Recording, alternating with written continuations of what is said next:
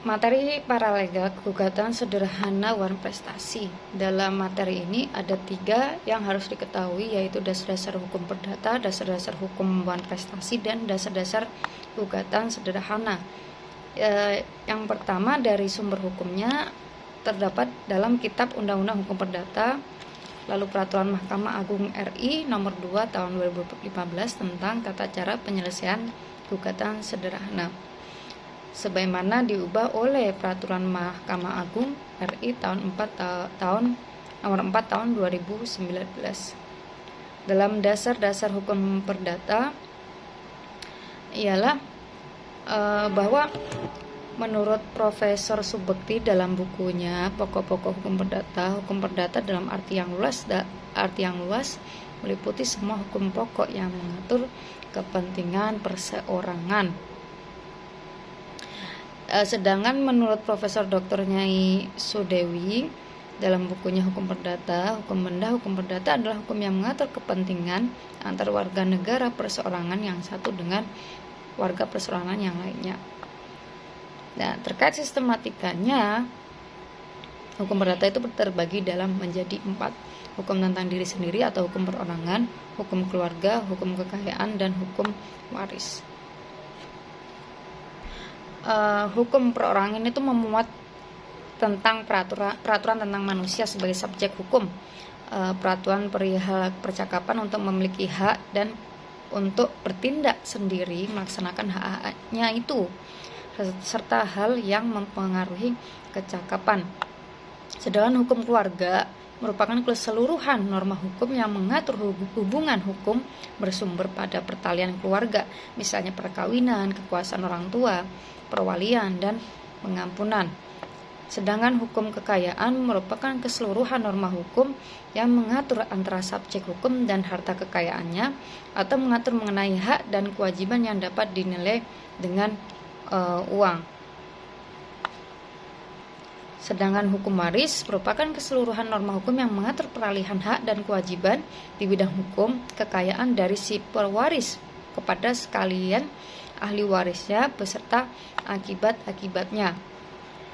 Terkait dengan dasar-dasar hukum wan prestasi, yaitu adalah bagaimana apa sih yang dimaksud dengan perikatan. Perikatan adalah suatu hubungan hukum antara 2 orang atau 2 pihak, berdasarkan mana pihak yang satu berhak menuntut sesuatu hal dan pihak yang lain berkewajiban untuk memenuhi tuntutan itu.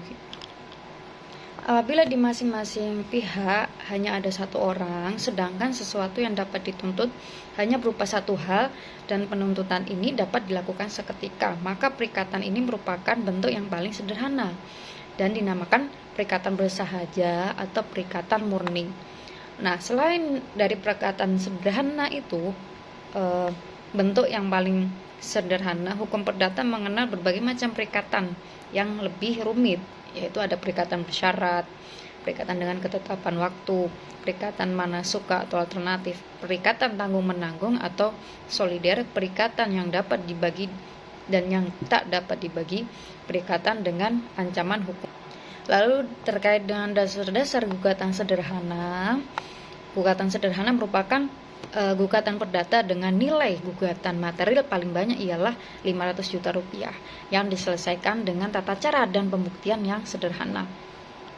Nah, penyelesaian dengan gugatan sederhana hanya bisa digunakan untuk perkara ingkar janji atau wan prestasi dan atau perbuatan melawan hukum atau PMH.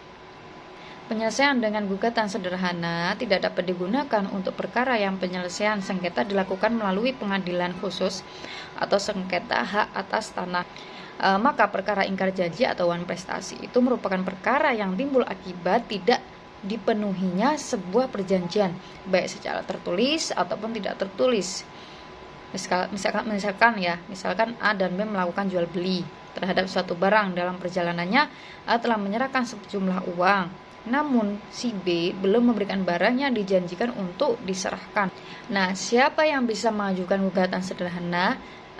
Yaitu seluruh subjek hukum, baik orang, perseorangan, atau badan hukum dapat mengajukan gugatan sederhana. Pihak yang mengajukan gugatan sederhana tidak lebih dari satu, kecuali memiliki kepentingan hukum yang sama. Lalu siapa yang bisa digugat dalam gugatan sederhana? Mereka ialah orang perseorangan atau badan hukum ya, merupakan pihak yang dapat digugat. Pihak yang digugat diistilahkan sebagai tergugat ya, yang penggugat berarti penggugat. Untuk bisa diajukan dalam penyelesaian gugatan sederhana. Nah, pihak tergugat ini harus diketahui tempat tinggalnya dan harus berada dalam daerah hukum pengadilan yang sama. Ya, daerah hukum yang dimaksud itu kabupaten atau kota mana penggugat dan tergugat tinggal. Baik, terima kasih. Cukup sekian.